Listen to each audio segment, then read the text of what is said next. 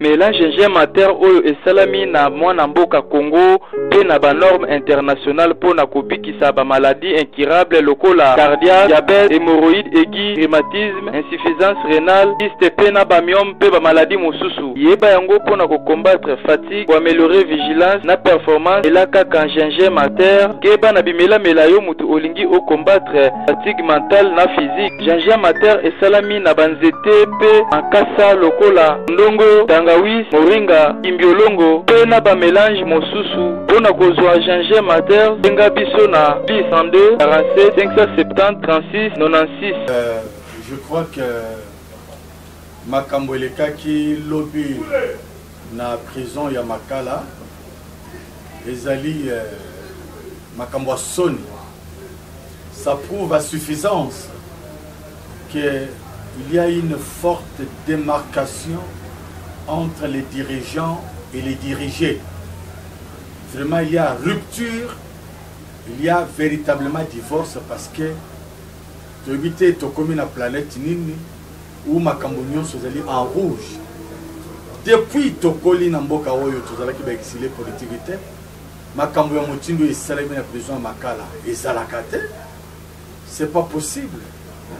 Ça prouve à suffisance que mboka na biso ezali kati ya insécurité totale. Non pas seulement l'insécurité de l'Est ou du Kasaï, mais à Kinshasa, tout une insécurité. Tout cas, moins d'ingénie, bateau, basali non armé, bakoki ko sala assaut, appareil heure stratégique, pour na kobuka ba porte il y a prison. On ne sait pas si cela est vraiment dans ce sens-là. Pour na ko libérer le chef spirituel et politique, il y a du Bundu Diamaya, là, M. Nemwanda Ntsemi, milliers, ils n'allaient pas se mingi. Donc, encore une fois de plus, nous ne sommes pas vraiment en sécurité dans ce pays. Yango, plus de 5000 personnes vont s'évader dans la prison. Et la majorité, ce sont des criminels, des malfaiteurs. Donc, ça n'a fait qu'accroître davantage l'insécurité dans le Yamboka na biso. Batu oyo bango bazali ko la calcul ya mabe ya lokuta. Ils sont tous là. Moi na mboka Frank Diongo za na prison na cellule. Ba kendeki ba zoyer pa ba bimisa kini monate. Toyo ko zoyo honorable alobi na di mana kende wapi.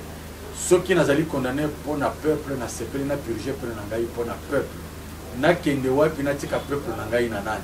Donc, oui, comme ils avaient sonné, plus de malfaiteurs, Bazali Sikoyo Nakati Alvin, Kotambola, avec une insécurité où ils allaient s'accroître. Mais ce qui m'étonne plus, au-delà, il y a qu'à croire dans un scénario yoté. Franchement, moi je ne crois pas en ce scénario. Ils allaient jouer, il y a pouvoir en place. Ils allaient chercher par 1000 moyens. Il y a toujours raison pour retarder l'élection. Maintenant, voilà, il y a insécurité. Congo central, Boye, tout retarder l'élection, comme ça ils vont perdurer au pouvoir. C'est ce que nous croyons parce que nous avons comme dit matin un seul instant que les bandits boni, la prison, la bouki angote, mais la portail fungwani, la koti, la tobabimi, les alliés sont pour un gouvernement. Dans tous les cas de figure, avec un gouvernement sérieux, même celui qui venait à quelques heures d'être investi, il devait démissionner. Le Premier ministre, il fallait démissionner. Le ministre de la Justice a démissionné. Le commissaire et la police a démissionné. Parce que c'est la normalité. Il faut être au Congo pour vivre. Et il faut avoir le malheur d'être congolais pour subir. Alors, curieusement, au moment où les autres avaient honte, il y a ça la fête, il y a le fameux anniversaire, il y a 17 mai, avènement il y a Fidèle, parce que 20 ans après, mais ça c'était un âge très stratégique, vous voyez qu'on passait ce silence, c'est comme si Baïba qui m'a c'est pourquoi je prévoyais qu'il y a ta festivité de mon côté. Et au lieu de réfléchir sur la soi-disant libération il y a Fidèle, nous sommes aujourd'hui dans la fameuse libération de Nemwanda Ntsemi, toujours à cette même date. Oh, pour les Congolais, je suis tenté de penser que la date du 17 mai resterait une date noire, sombre, médiocre dans la mémoire de Bisoba congolais. C'est pas possible. Parce qu'avoir au fond, ce que nous avons pensé avec l'avènement de l'AFDEL, Yemoko Mouze Kabila, le Bakini. C'est un AFDEL, les élites Congramela, il y a aventurier. Lui-même a déclaré ça. A déclaré ça, que Congramela a aventurier. Et aujourd'hui, toujours dans le 17 mai, la prison, on libère des malfaiteurs, on ne comprend pas. Et si la justice était vraiment à moitié juste, il fallait pas résoudre le problème, il y a des cas emblématiques, parce que tous les hommes politiques, tous les cas emblématiques, particulièrement dans la cellule, il y a pavillon 1, Bazali Kakakuna, Bakimite,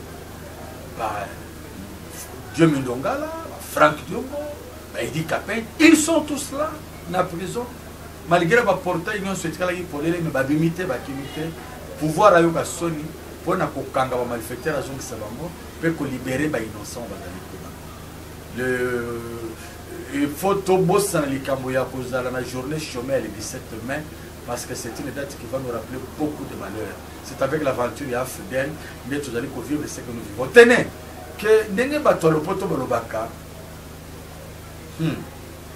les mêmes causes risquent de produire les mêmes effets. Imaginez-vous que le 17 mai, ça pour rappeler Bisso, d'un côté, un monsieur qu'on appelait Joseph Désiré, de l'autre côté, celui qu'on appelait Laurent Désiré. Laurent Désiré a eu Joseph Désiré. Quel sera le prochain Laurent et quel sera le prochain Joseph?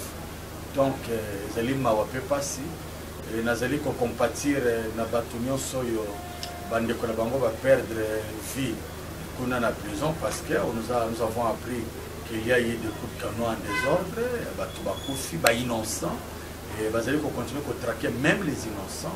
Vous allez compatir na bango, vous allez regretter pour la date du 17 mai et un mauvais souvenir dans le milieu congolais avec la fidèle congomère des aventuriers.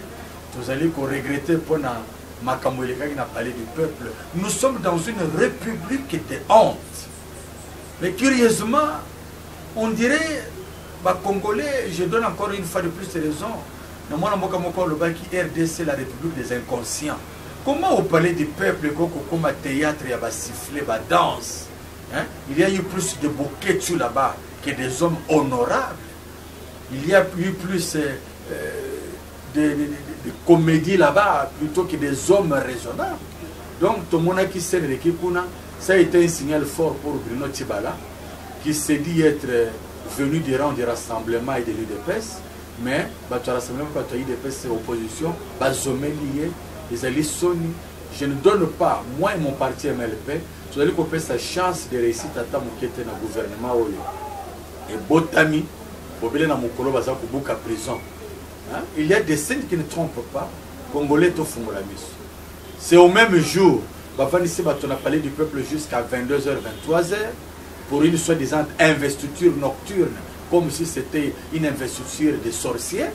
Et c'est la même nuit qu'on va détruire la prison pour libérer Enemouandantemi et les malfaiteurs autres Oba Profitaki. Et c'est le même jour qu'on doit réfléchir à la misère qu'on nous a infligée par la fidèle 20 ans après. Aujourd'hui, 20 ans après. Est-ce qu'on peut dire que Tina Fidèle à côté de la RDC a réussi Yango?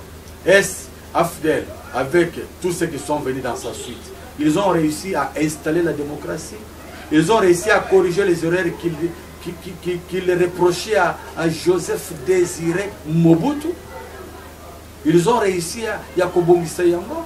Ou alors les Joseph, Jakombo et Jakombo, les sont malheurs Namboka. Après Joseph Désiré Mobutu, c'est qui prochainement? Donc, je regrette, mais je ne sais pas si Congo le Lobamoko. Ningo Namboka, Franck Diongo a eu le lobby. Ba porte nous sur Zalagi Polele. Bayaki Kozoye Babibisaï na Makasi, Albina Kobimate, par respect au peuple. Je sais que je suis condamné parce que je défends les intérêts du peuple. Je préfère rester, purger ma peine pour le bonheur de mon peuple. Azali na prison, et l'on a combattant avec nous sur Bakanamaki, Bazali, Balbito Kobimana fenêtre, Baya Kobimisation à Moy, pouvoir attika Sony, Baya Kobimisation à Moy, mais un jour, les glaves va sonner, Moka Oyo. Et l'on a MLP, Et on a un véritable rassemblement. De le pays au cours de lait et le mien. Tous dans la Kimeba na Congo, tous dans la mémoire de ce date le 17 mai, date à malheur, tous dans la Macabunionso, total la bobele liboso na kati na détermination, prenons-nous en charge, ce pays nous appartient. Tokolonga, Elongo, Nabulongo, Zambe, Apambola Congolais.